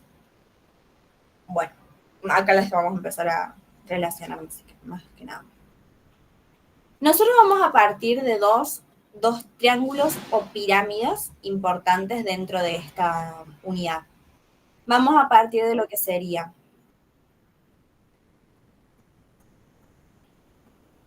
voltaje, intensidad, resistencia y potencia, voltaje, intensidad. Estas son las únicas dos cosas que yo en esta unidad les voy a pedir que se aprendan. ¿Se ve bien la pantalla? Sí, se ve re bien. Perfecto. Por ende, estos dos triángulos o estas dos pirámides de fórmulas son los únicos que yo por lo menos les voy a pedir que se sepan. ¿Por qué hacemos eso? Porque ahora vamos a empezar a hacer las igualdades. Para yo determinar una fórmula en esta metodología, lo que hago es tapo y lo que me queda es la fórmula de dicha cosa que yo tapé. En este caso tengo intensidad. Intensidad es voltaje sobre resistencia. Pero también, según el segundo cuadro, intensidad puede ser potencia sobre voltaje. Y ahí yo de los dos cuadritos saqué dos fórmulas. ¿Se entendió esta parte de acá? No, ¿lo podés volver a repetir, por favor? Dale. Cuando vos tenés lo que sería un triángulo de este tipo, acá lo que vos tenés son fórmulas diferentes. te lo voy a dibujar más al costadito. Voltaje, lo que está, suponete como si fuese una fracción, lo que está de abajo se divide y lo que está al lado se multiplica. Por ende, vos cuando quieras sacar algún cálculo siguiendo esta metodología, que también lo puedes determinar, por ejemplo, con la masa y con la densidad y el volumen, vos al tapar o al borrar algo, te queda la fórmula ya hecha. Una división en este caso. Borramos lo que sería voltaje. Voltaje, resistencia, intensidad. La fórmula de voltaje es una multiplicación, porque estaban en el mismo nivel. Todo lo que está arriba se divide con lo de abajo y lo que está al costado se multiplica. ¿Se entendió un poquito mejor ahí cómo relacionar esto? Sí, más o menos. Pero seguí que yo le agarro la mano. Dale. Cualquier cosa me decís y volvemos. Por ende, habíamos dicho que nosotros tenemos dos maneras diferentes. Uno que sería la ley de Ohms, que relaciona el voltaje, la intensidad y la resistencia. Y la otra, el no nombre propio así no tiene, pero es considerando el voltaje, la intensidad y la potencia. O el trabajo, más que nada. Por ende, acá nosotros sacamos las dos fórmulas de intensidad. Intensidad es igual a voltaje sobre resistencia e intensidad es igual a potencia sobre voltaje. Vamos a sacar ahora las demás fórmulas y después vamos a hacer los despejes. Vamos a calcular, por ejemplo, las fórmulas de voltaje. Voltaje, vamos a borrar acá, y nos queda una igualdad, están en el mismo nivel. Voltaje es intensidad por resistencia, pero también puede ser potencia sobre intensidad. Y ahí ya despejamos otras dos fórmulas. Y así vamos a hacer también con resistencia, que está en un solo lado, voltaje sobre intensidad, y potencia, que está en un solo cuadrito, voltaje por intensidad. ¿Hasta acá vamos bien? Sí, es mucho más fácil verlo de esa forma. Perfecto, me alegra mucho. Ahora viene un poquito lo más complejo. Imagínense que yo quiero calcular la potencia que tiene el artefacto a partir de su intensidad y su voltaje. De su intensidad y su resistencia. Vamos a hacer esa fórmula de nuevo. ¿Qué voy a hacer? Voy a buscar una fórmula que a mí me tenga esas igualdades o esos datos, por decirlo de una manera. Dijimos que yo quiero calcular la potencia de un artefacto que tiene una resistencia de 20 ohms y una diferencia de potencial de 4 voltios.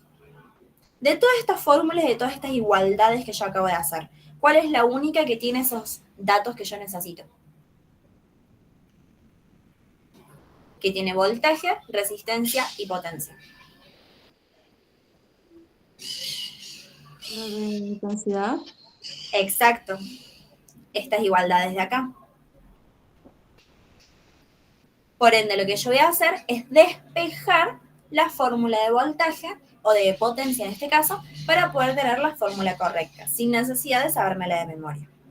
¿Se entendió un poquito la lógica?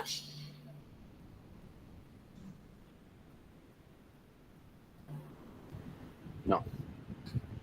Bien, vamos de nuevo. ¿Viste los cuadritos que yo les enseñé recién? Que son estas pirámides.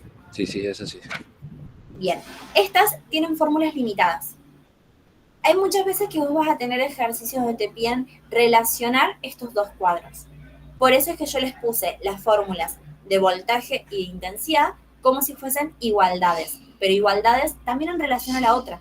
Porque, por ejemplo, yo puedo sacar, en este caso, lo que habíamos resaltado, la intensidad sabiendo el valor de voltaje y de resistencia.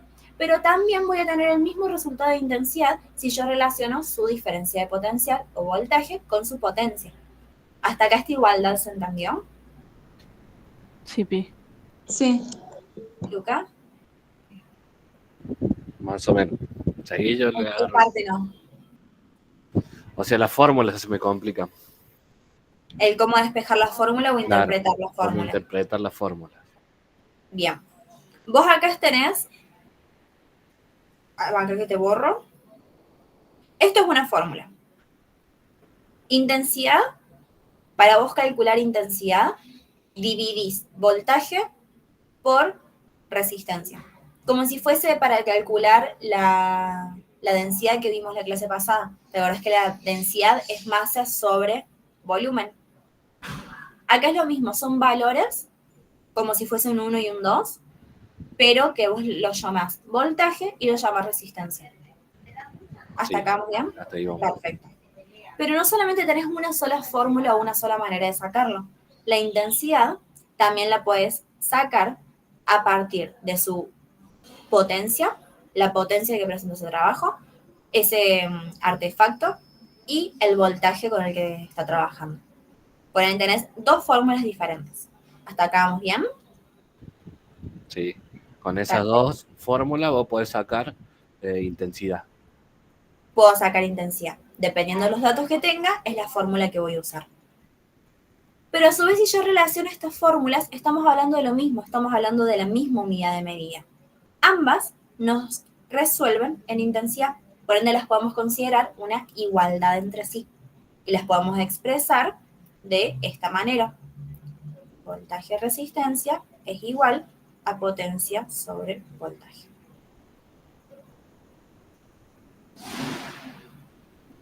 ¿Hasta acá vamos bien? Sí. ¿Todos?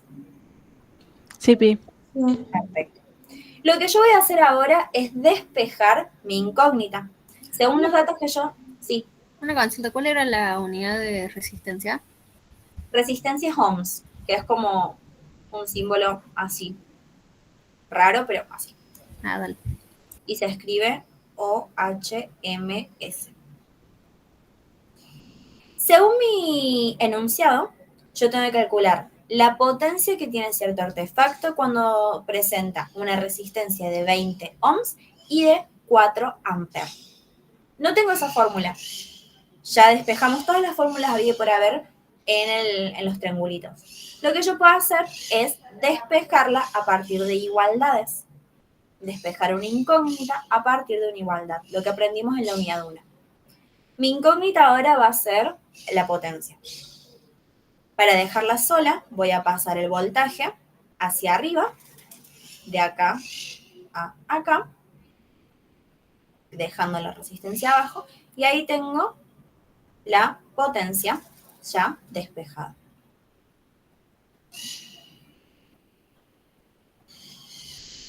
Va con, creo que delay la transmisión hacia ustedes, creo. Y ahí ya saqué otra fórmula.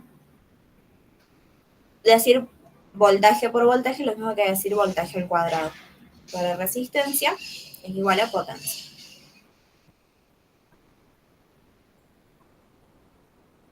¿Se entendió esta parte de acá? Sí, Pi. Es como cuando queremos sacar la masa de un objeto de la clase pasada que no tenemos la masa, entonces dejamos la masa sola y pasamos la otra para otro lado. Una ecuación como lo que empezamos a ver al principio. Sí, sí, sí. Es el mismo despeje, nada más que cambiamos los nombres. Sí, ahora lo entendí. Buenísimo, me alegro. Y esta misma manera de despejar la van a aplicar con las otras unidades y las otras ecuaciones, sería. Podemos sacar a partir de esta misma igualdad, voltaje sobre resistencia, potencia sobre voltaje, la fórmula de resistencia, que nos quedaría potencia sobre voltaje al cuadrado. De intensidad podemos sacar potencia sobre intensidad al cuadrado, es resistencia. Pero también podemos hacer que intensidad al cuadrado por resistencia es voltaje, es potencia, en esta de acá. O las podemos usar también para sacar voltaje a partir de potencia y resistencia, haciendo, o intensidad, usando lo que sería la raíz cuadrada, que eso sí se los voy a explicar para que lo sepan aplicar. Si yo quiero sacar a partir de acá el cálculo nomás de voltaje, voy a dejar solo voltaje. Voltaje es igual a potencia por resistencia. Y la ecuación la voy a pasar como raíz cuadrada. Y ahí me queda otra nueva fórmula.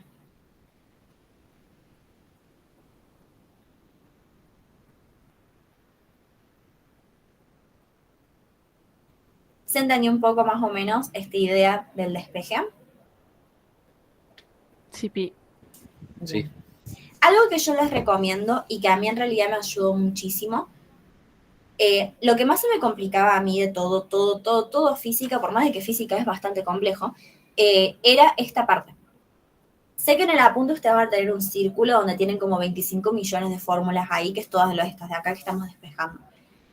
En mi mente yo decía, ¿cómo se supone que la profe pretende que yo me sepa de memoria esas 500 fórmulas si ni siquiera entiendo qué es lo que estoy haciendo? Y yo en mi mente ya estaba como indignada. Me rehusé, desaprobé el primer examen, desaprobé el segundo examen, todo por no saberme las fórmulas. Y ya cuando fui al tercero, fui al primer examen libre, dije, no me va a ganar.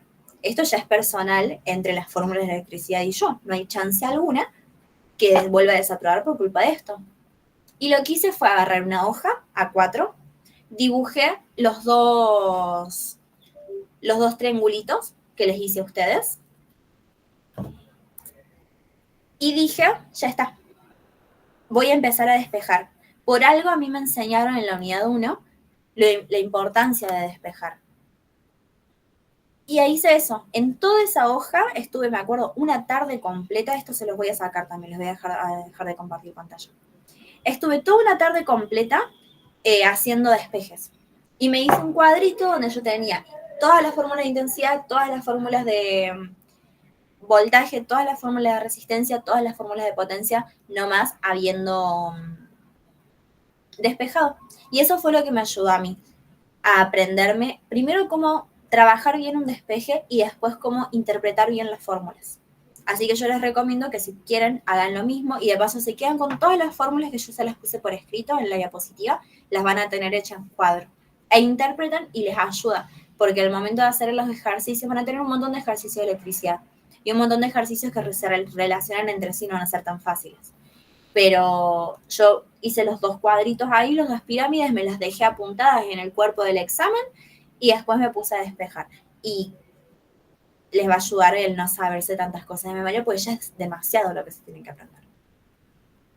Buenísimo. Creo que con eso terminamos la clase de hoy. ¿Les queda alguna duda? ¿Algo A en lo mí que... me quedaron las dudas, sí, de lo último, pero bueno, pues voy a practicarlo. Dale, después cualquier cosa, Pato, me podés hablar. Yo tengo una Bueno, duda. muchas gracias. Yo tengo una duda, pero de la clase pasada, de cuando estábamos viendo termodinámica, creo que era. Sí. ¿Cuál era la diferencia entre Celsius y Kelvin?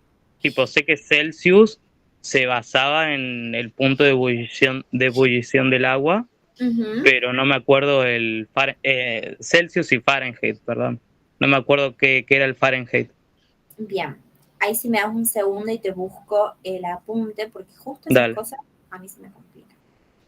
Yo odio con todo mi ser temperaturas. Sé que, no me acuerdo si Fahrenheit o Kelvin, que ya lo te lo voy a decir cuando abre la punta.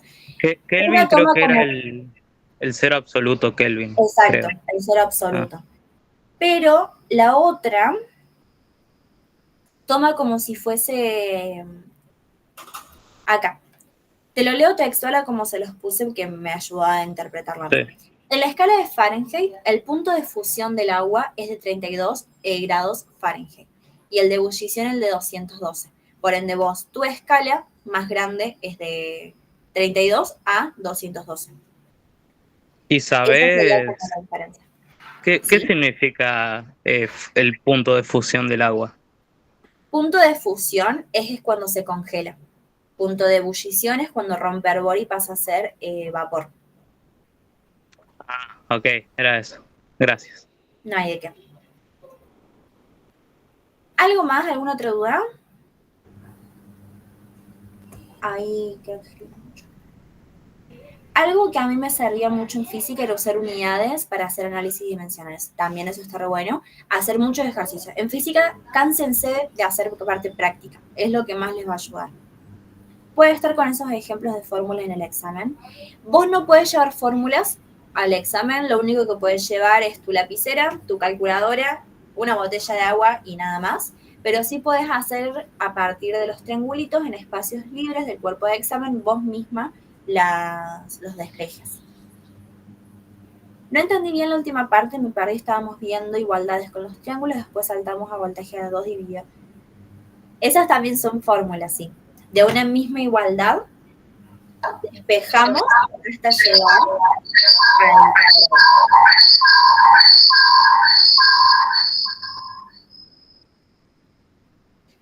Sofi, no sé si tenías algo que decir. Sí, perdón, es que se me trabó la compu y creo que se me quedó el micrófono prendido. Pero yo tengo una duda, no sé si se escuchará bien porque no sé si anda prendido el micrófono de la Sí, se compu, ahora escucha está conectada al perfecto. celu. Ah, bien. Yo tengo una duda con los Coulomb o columbio, porque viste que un columbio es igual a 6,24 por 10 a la 18, o sea, está expresada en notación científica. Sí. Cuando yo tengo que representar un amperio o algún cálculo, no sé si me tocará hacer un cálculo con esa fracción que un amperio es un columbio sobre segundo. Ahí lo tendría que expresar en notación científica o en ¿cómo es esto? O simplificado. El amper siempre es un número entero. Lo que vos tenés en notación científica es la cantidad de electrones, que son unidades diferentes. Ah, ahí está. Lo O que yo te dije sea, recién es una igualdad. Un amper es igual a un columbio, es igual a 6,24 por 10 a la 18 electrones. bien. Entonces o sea, ¿cómo me quedaría? O no tiene que ser una Hagamos una resolución. fórmula, un ejemplo de ejercicio, ¿vale? Dale. Calcular la cantidad o la intensidad con la que se presenta cierto artefacto si nosotros trabajamos o viajan 1,2 por 10 a la 8 electrones. Vos ahí lo que vas a hacer es una igualdad. 1 es igual a 6,24. No se los dibujo porque me quedé sin batería en el teléfono, pero hacemos. 1 es 6,24 por 10 a la 18 electrones. 1,2 por 10 a la 6 electrones, ¿cuánto va a ser? Y ahí haces la regla de 3 simple. Ahí está, perfecto. Y en relación a los de segundos que me decías recién, ¿cuál va a ser el columbio que nosotros tengamos si o cuál va a ser la cantidad de amper que obtengamos si en 10 segundos viajan 4 columbios? Haces 4 dividido 10. Más o menos así de sencillo para hacer. Ah, bien, gracias. De nada. Ahí Rami a Otra decir el consulta. paso. No sé si, yo escuché una clase que habíamos, no fue una clase, fue con un chico que nos ayudó con química, si no me equivoco, que nos había dicho que íbamos a tener una tabla muda. ¿Cómo sería la tabla muda? O sea, Una tabla te muda dan- es una tabla periódica que no tiene datos, que lo único que tenés es el símbolo de los elementos. No tenés número atómico, bueno, puedes tener número atómico y número másico, pero no te dice nada más. No te dicen los estados de oxidación, no te dicen los colores, no te dice nada, nada de nada. Nomás ubican dentro de la tabla los elementos. Después, de igual manera, cuando veamos química, al principio les voy a subir una tabla muda para que ustedes la tomen de ejemplo. Ah, genial, gracias. Rami, no tengo el teléfono porque literal me acabo de quedar sin batería, pero si querés, después mandame un mensaje y lo vemos juntos a lo que es el pasaje de unidades, ¿te parece? Y lo vemos más que nada uno a uno. No sé si tengan alguna otra duda. Mientras voy terminando la grabación. Bueno, cualquier cosa a la noche o mañana a la mañana cuando